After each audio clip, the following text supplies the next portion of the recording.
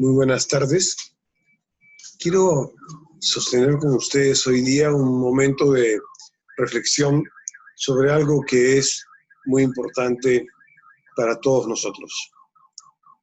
Nuestra vida. Su vida, la mía, la de los que nos rodean, la de nuestros hijos, la de nuestros nietos.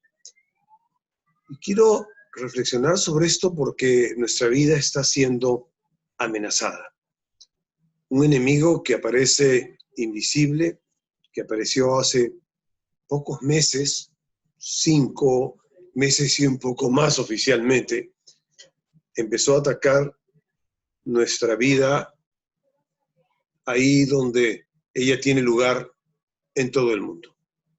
Este es un ataque que ocurrió en China, que ha ocurrido en Europa dramáticamente, tanto en la Europa del Sur, en la Europa del Norte, que ha ocurrido en otros países de Asia, en América, en los Estados Unidos, en América Latina, y está ocurriendo en nuestro Perú.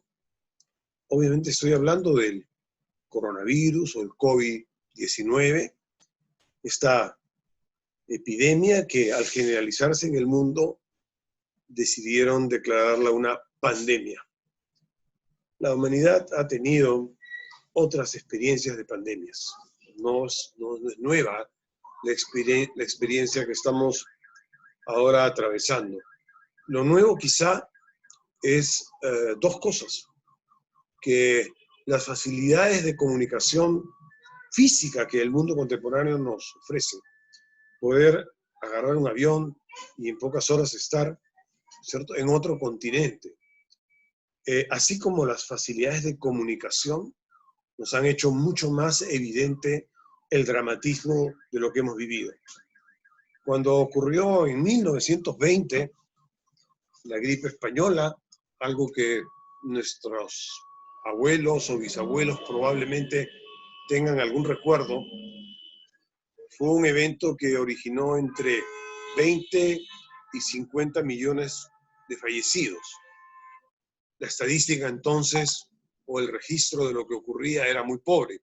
Por lo tanto, no habían estadísticas muy sólidas al respecto, pero fue un fenómeno de gran trascendencia y de mucho mayor dramatismo en términos reales. La población del mundo era muchísimo menor que la de hoy día, alrededor de 3 a 4 veces menos que la de hoy. Acababan de salir de una gran guerra y enfrentó esta dramática situación que no se originó, como su nombre sugiere, en España. Hoy día el COVID-19 es un tema que nos llega todos los días a través de los medios de comunicación, que no solamente registra el peso de la dolencia misma que ocasiona, sino que lo comunica y lo hace objeto de discusión y de tratamiento universal.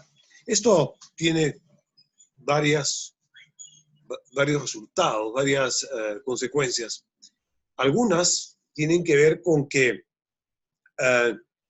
nos llega el dramatismo de lo que ocurre, efectivamente mucho menor que el de la gripe española, pero nos llega todos los días a tiempo real. Entonces, nos llega en el momento en que ocurre. Y entonces vemos los muertos en las calles de Guayaquil, o los ataúdes de la iglesia en Bérgamo, en Italia, o los muertos en Nueva York hacinados, y los vemos en tanto los medios de comunicación los registran apenas ocurren o simultáneamente a cómo están ocurriendo. Esto es una parte del problema porque nos trae evocaciones duras y también intimidantes. Nos hace pensar mucho en nuestra propia posibilidad de enfermar y morir en una progresión que se correlaciona directamente con la edad. A mayor edad, mayores probabilidades de muerte porque el virus ataca a los organismos menos sólidos desde el punto de vista inmunológico y con comorbilidades, como llaman, cuando se presenta con otras enfermedades concomitantemente.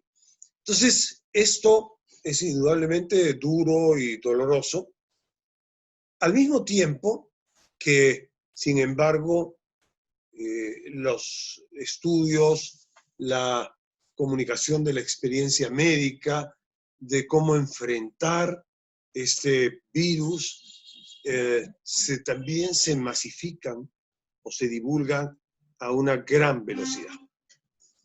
Soy de los que cree que vacuna y tratamiento no van a demorar 20 años, no van a demorar 10 años, que están mucho más cercanos por la velocidad con que la información circula hoy día.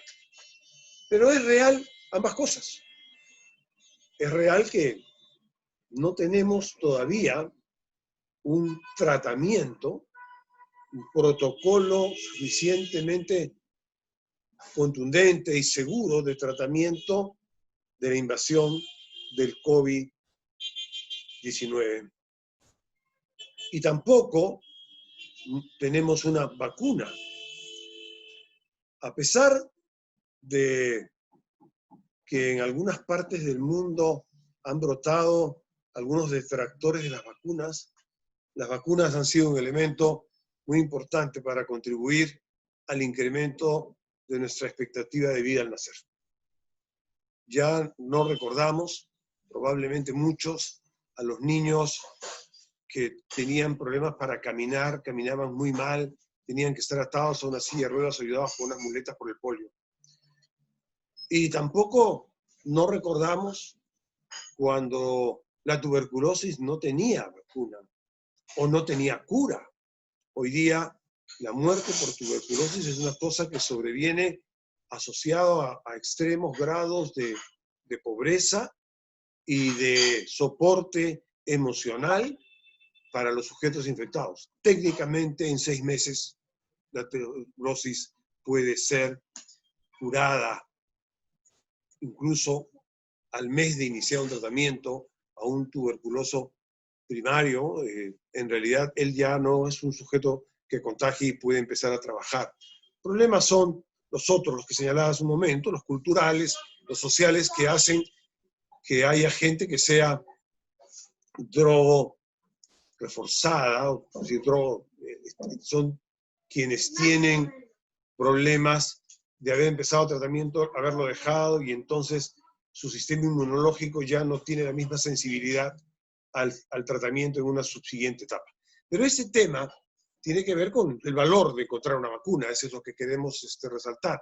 Vacuna que se llama, dicho sea de paso, como tal, porque su origen viene de finales del siglo XVIII, cuando un médico de entonces ensayó con las pústulas de las vacas contaminadas para dar lugar e inyectarlas en un ser humano para dar lugar a lo que se conoció como la vacuna de la viruela, que era en ese momento una gran plaga para la humanidad. Y era vacuna porque venía de vacunos, vacas, vacunos, vacuna. Pero bien, el tema es que hoy día no tenemos todavía esas cosas. Y entonces, ¿cómo hacer frente a una epidemia cuyos orígenes son muy recientes y respecto a la cual no hay, por lo tanto, más historia que la que existe con respecto a otros virus? SARS-1, SARS-2, el H1N1, o sea, todos virus que han de una u otra manera sido intensos o fuertes durante lo que va del siglo XXI o finales del siglo XX, pero no de la magnitud que estamos ahora atravesando. Hoy día este virus no da señales más allá, ¿cierto?, de aquellas que se producen cuando normalmente ya el individuo está tomado por el virus y no reconoce, ¿cierto?, en principio sexo, siendo más fuerte entre varones que entre mujeres, edad, siendo más fuerte entre mayores que entre jóvenes, ¿cierto? pero tampoco hay otros signos. Contamina a pobres y ricos, contamina, ¿cierto?, a cualquiera que se cruza de alguna u otra manera en el camino del virus. Esto ha dado lugar a que las respuestas que han podido ofrecer los países han sido de un paliativo médico, es decir, de una u otra manera tratar de atacar los signos, los síntomas de la enfermedad más incómodos, la fiebre, la tos, dolor de garganta, el dolor de cuerpo, entre los que son más llamativos y frecuentes. Además, después se ha ido descubriendo que el virus deriva en una pérdida de capacidad de olfatear o de pérdida de sabor, que son también nuevos signos. Y ahora último, la Organización Mundial de la Salud incorporó un par de síntomas más, que eran el tema de la dificultad de mantenerse en pie, la posibilidad de caerse, ¿cierto?, como parte de los síntomas del COVID-19. Pero el tratamiento ha sido esencialmente sintomatológico a aquellos que lo presentan y aquellos que han desarrollado el virus en un grado mayor de severidad, de apoyo respiratorio, y en los casos extremos, ¿cierto?, han sido la respiración mecánica, la respiración asistida, muy compleja además desde el punto de vista médico, porque necesita una capacidad de administración y un soporte tecnológico que no está a la mano para muchos. Esto ha sido la manera de enfrentarlo. Se están ensayando, probando con algunas medicinas desarrolladas para otros propósitos, para la lucha contra la malaria, para la lucha contra el ébola, para la lucha contra el VIH. Y estas medicinas están en este momento en una fase de contrastación, o sea, se están probando a ver si pueden ser suficientes combinaciones de hidroxicloroquina con acitromicina, con normalmente a veces prednisona, que es un corticoide antiinflamatorio. Pero lo real es que no tenemos una salida médica, y esto ha determinado una estadística. De cada 100 infectados, aproximadamente 20 infectados adquieren o muestran una infección severa, y de estos 20, ¿cierto?, aproximadamente el 3 por 4%, 5, es una estadística muy variable, son quienes no logran sobrevivir al efecto del virus.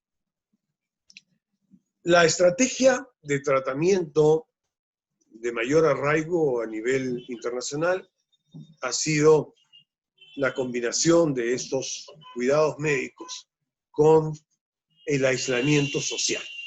¿A qué se llama el aislamiento social? Se parte de que este virus se contagia por contacto. Se contagia al entrar en proximidad, ni siquiera contacto propiamente dicho, sino al entrar en proximidad, un sujeto previamente infectado con una persona sana, y que el sujeto previamente infectado emite las partículas, las gotículas de saliva que son aspiradas o que llegan a estar, se posan sobre un sujeto sano, quien de alguna manera, cuando rápidamente lo hace, pone una mano sobre la nariz, sobre la boca, o aspira sencillamente, muy rápidamente, muy próximamente, las gotículas contaminadas, adquiere la enfermedad. Entonces, el tema del aislamiento social apunta en dirección exactamente a evitar que este proceso se multiplique. Y entonces se le dice a los sujetos, ¿cierto?, mantén 1,5 metros de distancia, por lo menos, respecto a cualquier otro sujeto. Se le dice a la gente, ¿cierto?, no uses los cubiertos, los vasos de otros terceros. Se propone, ¿no es cierto?, normas de no contacto. Por eso es que es distanciamiento social, aislamiento social, lo que se propone para evitar que el virus se siga propagando. Al producirse este distanciamiento social, se entiende que los sujetos contagiados van a ser menos. Al ser los sujetos contagiados menos, se entiende que el tiempo en el cual el virus puede expandirse va a ser también menor. Y se entiende que esto propicia algunas condiciones para poder enfrentarlo. Primero, la capacidad de los sistemas de salud, que no pueden enfrentar avalanchas inmensas de contagiados. La capacidad de dotar medicinas, la capacidad de poner médicos que ayuden y que den soporte. Y en algunos casos se entiende que se va a producir una autoinmunidad por una lenta expansión de los contagiados, cosa que no ha terminado por confirmarse si el virus podría ser algo que no repite nunca más o convertirse en un factor endémico con el cual se convive, que cada cierto tiempo se puede volver a reproducir, ciertamente más tenuemente. El aislamiento social ha sido la estrategia, en todo caso, escogida por algunos países, por jefes de gobierno, gobiernos, estados, médicos y recomendada por la Organización Mundial de la Salud. Pero claro, el aislamiento social exige de varias cosas que, dependiendo del caso, han definido o propiciado que se norme, se regule por el Estado de una manera más o menos rígida. El aislamiento social exige disciplina social. Exige, porque implica costos, implica que nuestras actividades de socialización masiva, el fútbol, las fiestas, la discoteca, los conciertos, ya no pueden ocurrir con la misma frecuencia y las dimensiones que ocurrían. El aislamiento social implica menos abrazos, menos efusividad, implica restringir la convivencia familiar, implica minimizar las salidas, hacer menos vida social. Eso es un gesto o son prácticas de disciplina colectiva que no siempre son fáciles de cumplir. Italia, España han sido países fuertemente golpeados por el coronavirus y en alguna medida esto ha estado asociado a un temperamento muy expansivo, al fútbol de los domingos, a la fiesta cotidiana de los fines de semana, a la vida y visitas en familia, a los abrazos de abuelos y nietos. Y esto no necesariamente ha ayudado a hacer posible el control de la expansión de la enfermedad. Y se han visto obligados a establecer las llamadas cuarentenas. Cuarentena es una expresión que viene de 40 días de guarda. En nuestro país hoy día estamos cumpliendo una setentena de guarda. ¿Qué es la cuarentena? Ese es el aislamiento social obligatorio. El aislamiento social obligatorio. Si no podemos llegar a estos niveles de disciplina social, nos vemos obligados muchas veces en función del interés por la salud pública, por la preservación de la vida, y en este caso además de la vida especialmente de los adultos mayores, no solo de 70 años. En el Perú la mortalidad ha sido fuerte entre los adultos mayores de 60 y en general a partir de los 50 se han presentado los casos severos. Más jóvenes han sido menos susceptibles, aunque no han sido tampoco, ¿cierto?, inexistentes. Entonces, la cuarentena ha sido una respuesta gubernamental a las dificultades de mantener el aislamiento social. Algunos países, en realidad muy pocos, como Suecia e Inglaterra, sostuvieron que había que generar la autoinmunidad propiciando el contagio masivo. Decían, si se da contagio masivo, la gente, todo el mundo adquiere el virus y una vez sanos, son inmunes, y cuando un 60 o 70% de la población sea autoinmune, habremos acabado con el problema. Suecia está entre los países escandinavos y tiene una tasa, una vez que ha pasado por esta decisión de buscar la autoinmunidad. Y a pesar de la disciplina en su aislamiento social, la disciplina relativa, no cerraron los bares, no impidieron eventos de muchas personas, aunque sí permitieron, me parece que los limitaron en 50. A pesar de eso, Suecia ha tenido 10 veces, por decir una proporción, más mortalidad que sus vecinos de Finlandia, Islandia, Noruega, Dinamarca, que impusieron, ¿cierto?, lo que le han llamado el lockdown, es decir, el encerramiento obligatorio, el confinamiento, ¿cierto?, como experiencia de aislamiento social. Y el nivel de contagio que han alcanzado, sin embargo, no ha pasado de un 7%. O sea, no ha funcionado la autoinmunidad y han tenido 10 veces más mortalidad que los otros países. Algunos citan como ejemplo a Suecia porque no conocen la estadística sueca y no la están midiendo en relación a países que sí, en su entorno, muy cerca de ellos, decidieron plantear una cuarentena obligatoria y eficiente.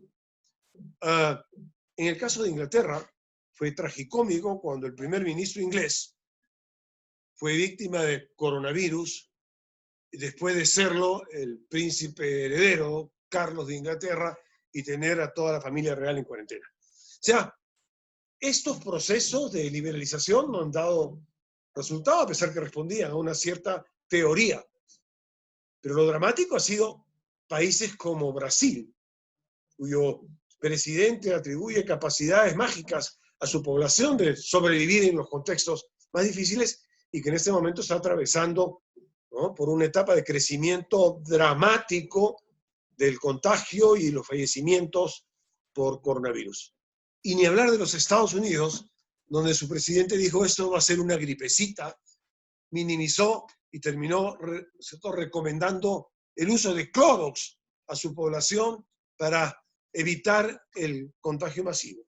Hoy día, Estados Unidos pasó, ¿no?, los 100.000 fallecidos y más de está cercano al 1.700.000 contagiados. En el Perú, la decisión fue, como ha sido en algunos países de Sudamérica, se tomó temprano, con varios componentes, pero uno de ellos importante, fundamental en este esquema, ha sido también el del aislamiento social obligatorio con inmovilización obligatoria. ¿Cuál ha sido la finalidad? Evitar que nos juntemos, que nos encontremos y hagamos del proceso de transferencia del virus, ¿cierto?, un hecho de gran o de magnitud incontrolable. Este proceso no nos ha hecho gracia a nadie. Yo creo que no nos ha hecho gracia a nadie. Permanecer en nuestros hogares durante una gran cantidad de días, la mayoría de personas, porque hay gente que ha seguido trabajando, los médicos, la gente del servicio de limpieza, las empresas que tenían que ver directamente con la producción de primera necesidad. Pero la mayoría, la gente en sus hogares, aislados, y nos ha expuesto a situaciones duras, de mucho estrés, de dificultades económicas muy grandes. Aquellos que trabajan día a día para vivir y que dependen de ese trabajo diario para vivir, ¿cierto? Aquellos que se veían obligados a dejar de alternar con sus amigos y el resto de su familia, incluso en sus propios hogares, muchos viviendo en hogares pequeñitos, donde domicilios, casas, en donde sabemos que no vive una familia, sino 2 y 3 familias, donde cuando le hemos dicho a ellos, si te sientes mal, quédate en tu casa y aíslate, suena, ¿no es cierto?, poco atinado, poco apropiado, pero forma parte de las recomendaciones generales. Y gente que todas las noches podía salir a jugarse una pichanguita y no pasaba nada, y ahora salieron a jugar una pichanguita y el Estado, que nunca se aparecía a través de la policía o del ejército para agarrarlos, cogerlos y sancionarlos.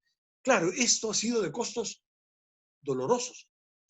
aquellos que no tienen refrigeradora para poder guardar sus alimentos varios días, y aquellos que, en fin, no se han podido encontrar con la gente querida.